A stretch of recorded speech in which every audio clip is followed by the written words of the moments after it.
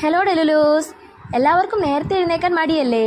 എങ്കിലും ഒരു ടൂറാണെങ്കിലോ 3-4 മണിക്ക് എഴുന്നേറ്റ് ഒരു മടിയും കൂടാതെ നമ്മൾ പോകും. ഇന്നത്തെ വീഡിയോ KSRTCയുടെ Munnar gap road botanical garden ഉല്ലാസയാത്രയുടെ വിശേഷങ്ങളിലേക്കാണേ.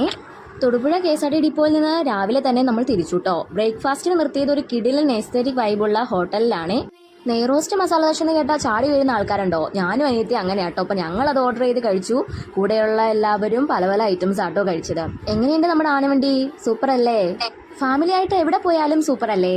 നമ്മൾ എൻജോയ് ചെയ്യും. അതുപോലെ തന്നെ ഓരോ ആനവണ്ടി യാത്രയും ഒരു ഫാമിലി ടൂറാണ്.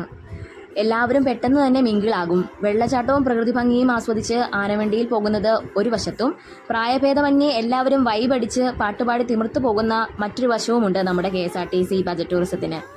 ഇടുക്കിയിൽ കിടന്നിട്ട് മൂന്നാർ ഇതുവരെ കണ്ടിട്ടില്ലേ എന്ന ചോദ്യം കുറേ കേട്ടതുകൊണ്ട് തന്നെ BTCയുടെ മൂന്നാർ ഗ്യാപ്പ് റോഡ് ഇൻഫർമേഷൻ കിട്ടിയ ഉടനെ ഞങ്ങളങ്ങ് ബുക്ക് ചെയ്തു.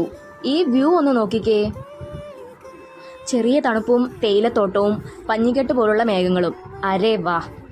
ഇതൊക്കെ മിസ്സൗട്ടായാ പിന്നെ എന്താ ഉള്ളത്? എവിടെ പോയാലും ഫുഡ് മുഖ്യം പികില എന്ന മുദ്രാവാക്യം ഉയർന്നത് കൊണ്ട് തന്നെ ആദ്യം നമ്മളിതേ ഈ പച്ചമാങ്ങ ഉപ്പിലിട്ടതാട്ടോ കഴിച്ചത്. ദേ ക്യാരറ്റ്, എല്ലാ സിനിമകളിലും കാണുന്ന പോലെ നല്ല ഫ്രഷ് ക്യാരറ്റ്. പിന്നെ ദേ ഈ ചോളത്തിലേക്കായിരുന്നു നമ്മുടെ വരവ്. പുഴുങ്ങിയ ചോളം തണുപ്പത്തത് കഴിക്കുമ്പോൾ കിട്ടുന്ന ആശ്വാസം വളരെ വലുതാണേ. ദേ നിങ്ങളിപ്പോൾ ഈ കാണുന്നത് പടയപ്പയുടെ സ്വന്തം ഏരിയ കേട്ടോ. പടയപ്പ ആരെന്ന് പറയേണ്ടതില്ലല്ലോ.